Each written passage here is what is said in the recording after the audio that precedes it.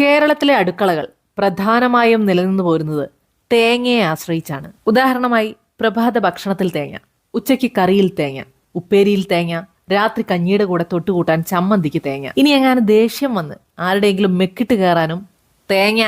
അങ്ങനെ അറിഞ്ഞോ അറിയാതെയോ തേങ്ങയുടെ പുറകെ ശതവർഷങ്ങളായി നാം അലഞ്ഞുകൊണ്ടിരിക്കുകയാണ്. എന്നാൽ ഇതിന് വിപരീതമെന്നോണം മനുഷ്യരുടെ ആഗ്രഹ സബലീകരണത്തിനായി നാളികേരങ്ങൾ നിരനിരയായി ഊഴം കാത്തു കിടക്കുന്ന 16 നാളുകൾ.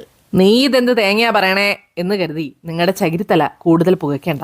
മൈസൂരിലെ പ്രസിദ്ധമായ കാര്യസിദ്ധി ആഞ്ജനേയ സ്വാമി ക്ഷേത്രം വരെ നമുക്കൊന്ന് പോയി വരാം. വിശദമായി പറയാം. ഹനുമാൻ സ്വാമിയുടെ വാഹനങ്ങളിൽ ഒന്നായ ക്ഷമയും സമർപ്പണവും പ്രതിനിധീകരിക്കുന്ന ഒരൊട്ടക പ്രതിമയെ മറികടന്ന് വേണം നമുക്ക് ഈ അമ്പലനടയിലെത്താൻ. കുറെ നാളായി മനസ്സിൽ കൊണ്ടു നടക്കുന്നതോ ഇനിയിപ്പോ പെട്ടെന്ന് മുളപൊട്ടി മനസ്സിനെ പിടിച്ചുലയ്ക്കുന്നതോ സ്വേച്ഛമായതോ അല്ലെങ്കിൽ നമ്മുടെ പ്രിയപ്പെട്ടവരുടെ നന്മയ്ക്കായോ ഒരു സതുദ്ദേശം മനസ്സിൽ അതിയായി ആഗ്രഹിച്ച് ഇവിടെ വന്ന് പൂർണ്ണഫല എന്നറിയപ്പെടുന്ന ഈ വഴിപാട് നടത്താം.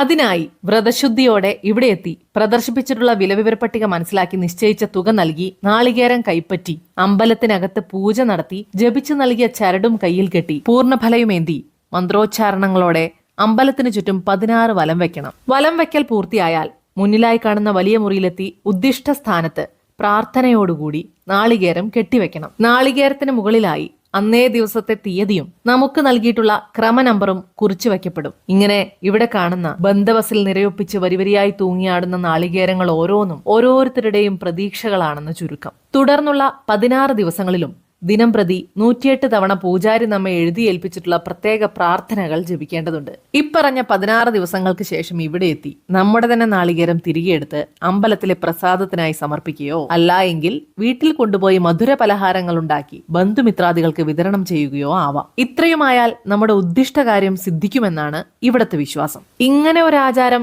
എനിക്കിത് ആദ്യ അനുഭവമായതുകൊണ്ടും കേരം നമ്മുടെ സ്വന്തം ആളായതുകൊണ്ടും നിങ്ങൾക്കായി ഞാനിതിവിടെ സമർപ്പിക്കുന്നു. വിശ്വാസങ്ങൾ ഓരോരുത്തർക്കും വ്യത്യസ്തങ്ങളാണ്.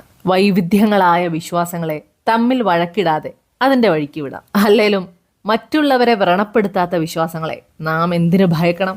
ഈ ആചാരവുമായി ബന്ധപ്പെട്ട് മേൽ പറഞ്ഞ കാര്യങ്ങൾ ഇവിടെ നിന്നും ചോദിച്ചറിഞ്ഞവയാണ്. ആയതിനാൽ ഈയുള്ളവളുടെ പരിമിതമായ അറിവുകൾക്കുള്ളിൽ നിന്നുകൊണ്ട് അവതരിപ്പിച്ചിട്ടുള്ള ഈ വിവരണത്തിൽ എന്തെങ്കിലും പാകപ്പിഴവോ കൂട്ടിച്ചേർക്കലോ ആവശ്യമെങ്കിൽ അറിവുള്ളവർ സദയം കുറിച്ചിടുക. സമയം പോലെ വായിക്കാലോ. പിന്നെ എന്റെ പ്രേക്ഷകരുടെ പ്രത്യേക ശ്രദ്ധയ്ക്ക് വെറുതെ ഞഞ്ഞാ കുഞ്ഞ ആഗ്രഹങ്ങളുമായി ഈ വഴിക്ക് വരരുത് എന്ന് ഓർമ്മിപ്പിച്ചുകൊണ്ട് ഇന്നത്തെ വീഡിയോ ഇവിടെ അവസാനിക്കുന്നു. ഇനി മറ്റൊരു വിഷയവുമായി അടുത്ത ദിവസം കാണാം. It's me Hasina from Eras Castle.